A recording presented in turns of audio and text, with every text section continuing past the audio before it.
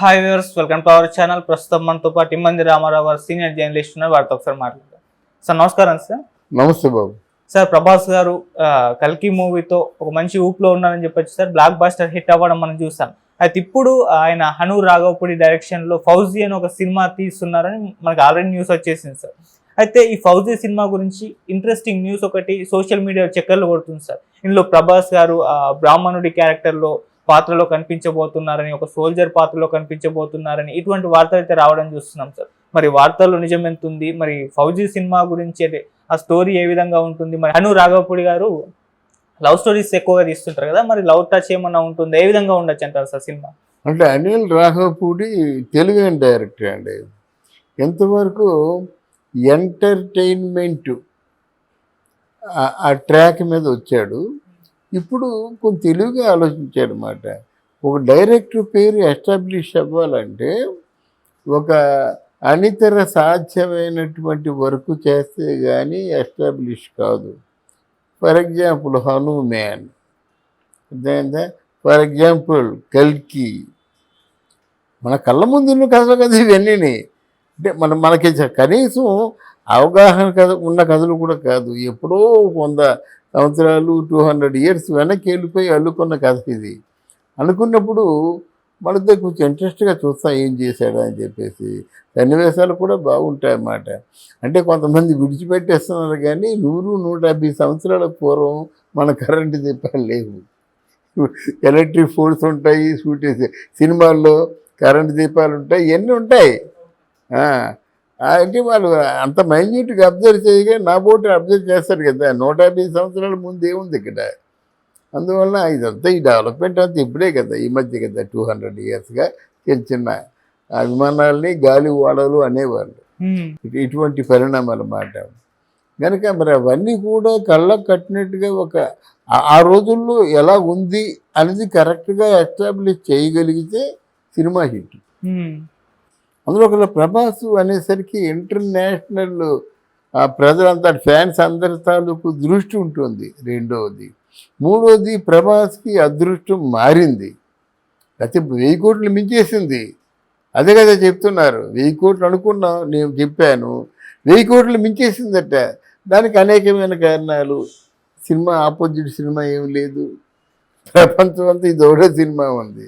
బ్రహ్మాండంగా కలెక్ట్ చేసేస్తుంది. అంత కలెక్ట్ చేసినప్పుడు ఇది సినిమా ఉందనుకోండి, ఫౌజీ అని, కొత్తగా ఉంది, కథ కొత్తగా ఉంది. ప్రభాస్ ఏమో ఆర్టిస్ట్గా ఉన్నాడు, మృణాల్ ఠాగూర్ కూడా హీరోయిన్గా ఉంటుందనే సమాచారం అవుతుంది.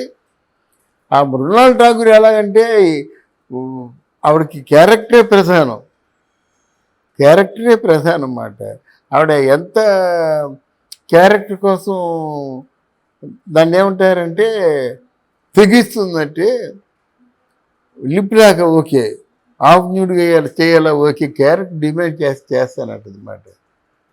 అంటే ఏంటి, తనకు కావాల్సిన క్యారెక్టర్, తనకు కావాల్సిన పేరు, తనకు ధైర్యం అనేది బయటకు ఎస్టాబ్లిష్ చేయాలన్నమాట. అట్లాంటి ఆర్టిస్టు ఎంతైనా చేస్తుంది ఆర్టిస్ట్గా సక్సెస్ అవ్వడం కోసం. అలాంటి ఆర్టిస్ట్ పక్కన ఉండడం కూడా మంచిది. ప్రభాస్కి స్ట్రక్చరు కరెక్ట్గా ఉంది. ఇప్పుడు బిల్ట్ అంతా కరెక్ట్గా ఉందండి.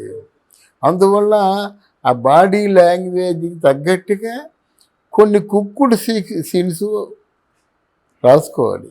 ఆయన రైటర్ కనుక రాసుకుంటాడు. ఎందుకంటే వ్యాల్యూగా ఇది ఎక్కడ జరిగింది కాదు, జరిగి ఉంటే ఎలా ఉండేదని ఆలోచించి తీస్తున్న సినిమా కనుక హృదయానికి హత్తుకునే సన్నివేశాలు ఎన్నైనా ఆయన కెపాసిటీ బట్టి రాసుకోవచ్చు. ప్రభాస్ చేస్తున్నాడు కాబట్టి భారతదేశమే కాకుండా ఇతర దేశాల్లో కూడా మంచి పేరు వచ్చే అవకాశం ఉంది మాట. ఇప్పుడు ప్రభాస్ కంటే నెంబర్ 1 ఆర్టిస్ట్ ఇప్పుడు ఎవరు లేరు కదా. అది బాగా ప్లస్ పాయింట్ అవుతుంది. దాన్ని పట్టుకొని ఎంతైనా యాక్ట్ చేయొచ్చు.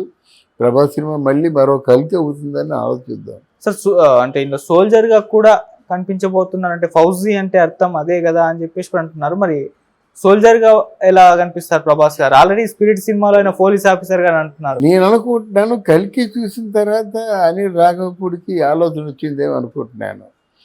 ప్రభాస్కి కాస్ట్యూమ్స్లో చాలా బాగుంటాడండి. ఇప్పుడు మీకు బాహుబలిలో అదే కదా పెద్ద ప్లస్ పాయింట్. ఆ కాస్ట్యూమ్స్ చేసేసరికి రాదంటే రాదులాగా ఉంటాడు, సోల్డియర్ అంటే సోల్డియర్ లాగా ఉంటాడు. ఆ బిల్ట్ అలాడదన్నమాట. అందువలన అందులో పేయింగ్ ఎలిమెంట్ ఏదైనా ఉందంటే బ్రాహ్మణుడు కాదు, ఇక్కడ సోల్డియరే ఉంటుందన్నమాట. బ్రాహ్మణుడు క్యారెక్టర్ యాక్ట్ చేస్తాడు, కానీ ఆ సోల్డియర్ క్యారెక్టర్కి మంచి మార్కులు పడతాయి. సార్ మనం లవ్ స్టోరీలో ప్రభాస్ గారిని చూసి చాలా కాలం అయిపోయింది సార్. అంటే యాక్షన్ ఫిలిమ్స్, ఇటువంటి పౌరాణిక చిత్రాలు, కల్కి ఇలాంటివి ఎక్కువగా చూస్తారు. రాధేశ్యామ్ కాస్త లవ్ స్టోరీ అయినప్పటికీ అది కాస్త ప్రజలకు ఎక్కలేదు. అయితే ఇప్పుడు హనూర్ రాఘవపూడి గారు ఎక్కువగా లవ్ సినిమాలను బాగా హ్యాండిల్ చేస్తారు. మనం చూసాం సీతారామం, అంతకుముందు వచ్చిన సినిమాలు కానివ్వండి. మరి ఇందులో మన ప్యూర్ లవ్ స్టోరీ ఎక్స్పెక్ట్ చేయొచ్చా ప్రభాస్ గారితో? ఇదేనండి ఎంటర్టైన్మెంట్, లవ్, యాక్షన్ ఇదేనండి సినిమాకి సక్సెస్ఫుల్ ఫార్ములా. అదే ఈ సన్నివేశాలన్నీ సజావుగా సాగిపోవాలి, సెకండ్ హాఫ్ చాలా బాగుండాలి, అందులో ఎంటర్టైన్మెంట్ ఉండాలి, లవ్ రొమాన్స్ ఉండాలి, కెమిస్ట్రీ బాగా పండించాలి, దట్స్ యాక్షన్ పార్ట్. ఇవే వీళ్ళందరికీ డైరెక్ట్గా మంచి పేరు తెచ్చుకున్నాడు, ఇప్పుడిప్పుడే పైకి వస్తున్నాడు కనుక అనిల్ రాఘవపూడి. అవన్నీ వర్కౌట్ చేస్తారని మనం కోరుకుందాం. వర్కౌట్ చేయాలి, చేయకపోతే ఎలా అవుతుంది? వర్కౌట్ చేయాలి. సార్ ప్రభాస్ గారి సినిమాలు ఒకసారి చూస్తే మనం సలార్ 2 రావాలి, కల్కి 2 రావాలి, రాజా సాబ్ ఒకటి నడుస్తుంది, స్పిరిట్ సినిమా ఉంది, మళ్ళీ ఇప్పుడు ఈ ఫౌజీ సినిమా ఉంది. అంటే ఇన్ని సినిమాలు అన్ని కూడా పానినియన్ సినిమాలు, మనం పానినియన్ సినిమాలే సార్. మరి వీటన్నిటినీ కూడా ఎలా హ్యాండిల్ చేస్తారు ప్రభాస్ గారు? ఆ షెడ్యూల్ ఏ విధంగా మేనేజ్ చేస్తారు? ఏ విధంగా? డైరెక్టర్స్ రెడీగా ఉన్నారు, డైరెక్టర్స్తో పాటు కథలు రెడీగా ఉన్నాయి, కథల్ని ఎంపిక చేసే టీము రెడీగా ఉంది. అది పెద్ద ఫ్యాక్టరీ ఉంది ప్రభాస్కి.